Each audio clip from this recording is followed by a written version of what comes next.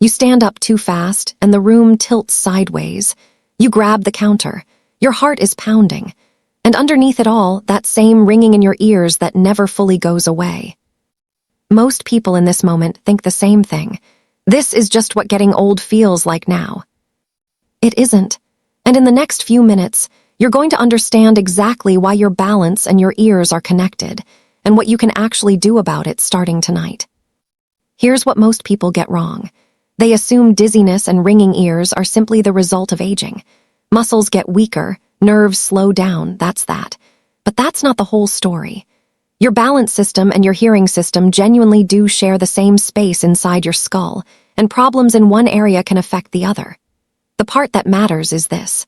Some of what feels permanent is actually something you can influence with a few simple daily habits. So here's exactly what we're covering today. By the end of this, you'll understand the real relationship between your inner ear, your balance, and that ringing sound, and you'll have 5 simple things you can start doing today. Number 4 is the one almost nobody thinks to try. Quick thing before we get into it. Think about this for a second. On a scale of 1 to 10, how unsteady do you feel when you stand up quickly? Keep that number in mind as we go. Now let's talk about why this becomes so common after 60. A few things happen at once.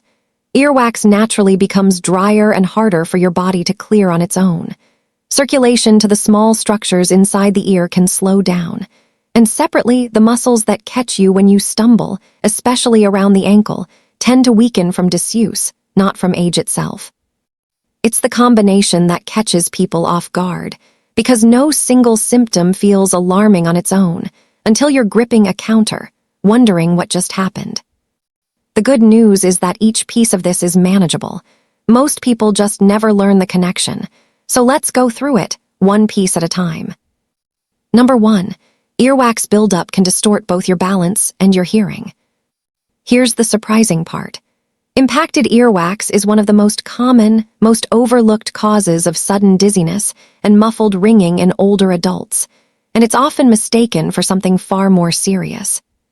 Why would wax cause dizziness? Think of your inner ear like a finely tuned scale.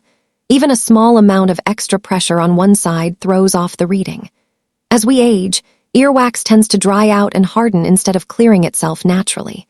When it presses against the eardrum, it can distort the pressure signals your brain relies on for balance, and it can trap sound, which people often experience as ringing or muffled hearing.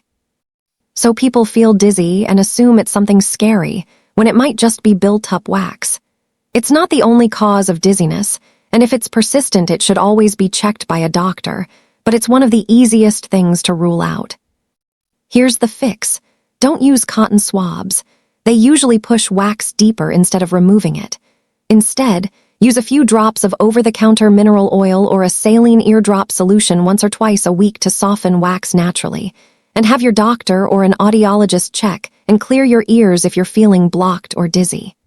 This is a 5-minute conversation at your next checkup, and it's worth having.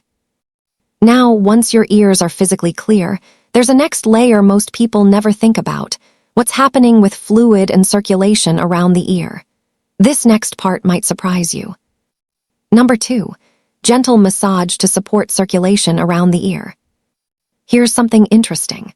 A lot of people carry tension and sluggish circulation right around the ear without realizing it, and gentle stimulation of that area is something massage therapists commonly use to support relaxation and blood flow. How does that connect to ringing or dizziness? Think of it like a garden hose that's slightly kinked. Circulation to that area can be sluggish, especially if you're not moving much during the day. Gently massaging around the ear can help relax the surrounding tissue and support healthy blood flow, the same way massage helps anywhere else in the body. Now, I want to be honest with you here. This is not a guaranteed fix for tinnitus. Tinnitus has many possible causes, and this isn't a cure. But many people find gentle massage relaxing, and relaxation itself can reduce how much the ringing bothers them day to day, even if it doesn't eliminate the sound entirely. Here's the fix.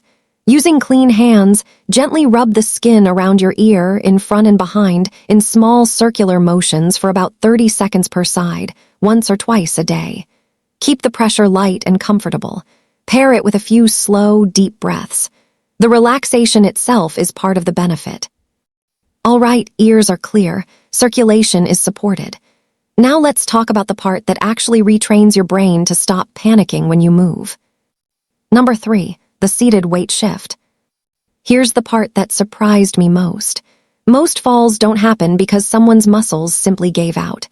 They happen because the brain reacts with panic to a shift in balance it wasn't prepared for.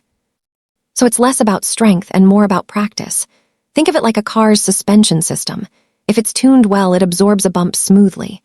If it's not, every bump jolts the whole car. Your inner ear works the same way. It needs regular, gentle input to stay tuned. When people avoid movement because they're afraid of getting dizzy, the system gets less practice, not more stability. The fear itself can make the problem worse. And that's not your fault, that's a completely natural response. But it can be retrained. Here's the fix, called the seated weight shift. Sit toward the front edge of a sturdy chair, feet flat, hip-width apart. Keep your head and upper body still and centered. Slowly shift your weight onto your right hip, hold for 3 seconds, then glide back to center and shift to your left hip. Do 10 slow cycles once a day. The key is keeping your head still while your hips move. That separation is exactly what teaches your inner ear to process motion calmly. Remember what we said earlier about the ear being like a finely tuned scale. Same idea applies here. We're just tuning the response over time instead of the pressure. Number 4, ankle speed and fall prevention. This next one is the one almost nobody expects. Research on fall prevention has pointed to something specific. How quickly a person can lift their toes toward their shin is closely linked to how well they catch themselves during a sudden stumble.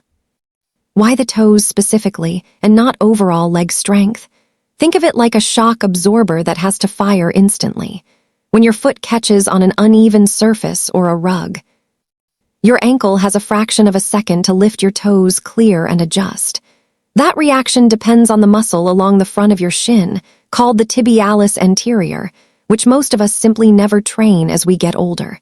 It's a small, targeted gap, and it's very trainable. Here's the fix, called seated heel and toe raises. Sitting or standing with support nearby, keep your heels planted and lift both sets of toes up toward your shins, hold for 2 seconds, then lower. Next, lift your heels off the ground, hold for 2 seconds, then lower. That's one full cycle. Aim for 15 slow, controlled repetitions daily. No bouncing, full control at both ends of the movement. Sound familiar so far? Ears, circulation, balance training, ankle speed. There's one more piece, and it's the one most people skip entirely because it doesn't feel like exercise at all. Number 5, sleep position and nighttime ringing. Here's something a lot of people don't connect. The position you sleep in can genuinely affect how loud tinnitus feels at night. Think of it like a sink slowly draining versus one that's blocked. When you lie flat, fluid and blood flow around the head, and neck can shift and settle differently than when you're upright. For some people, this makes ringing more noticeable right as they're trying to fall asleep, which makes it harder to relax, which can make the ringing feel even louder. It becomes a loop. It's not that the ringing actually gets worse, it just feels worse because the room is quiet and you're lying flat. Here's the fix. Try elevating your head slightly with an extra pillow and consider a low-volume white noise machine or fan running nearby. This won't eliminate tinnitus, but many people find it meaningfully reduces how disruptive it feels at bedtime. Let's bring this all together. 5 things. Keep your ears clear of built-up wax safely, not with cotton swabs. Use gentle massage to support circulation around the ear. Practice the seated weight shift daily to retrain your brain's response to movement. Train your ankles with heel and toe raises because that split-second reaction is what actually catches a stumble. And pay attention to your sleep position if nighttime ringing bothers you. One more thing worth repeating. None of this replaces a conversation with your doctor, especially if dizziness is sudden, severe, or paired with other symptoms. These habits are meant to support your health, not diagnose or treat a condition on their own. Here's your challenge for this week.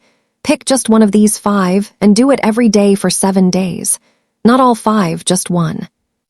If this helped you, like and subscribe so you don't miss the next episode. because next time we're covering the 3 most common walking habits that quietly increase fall risk. See you there.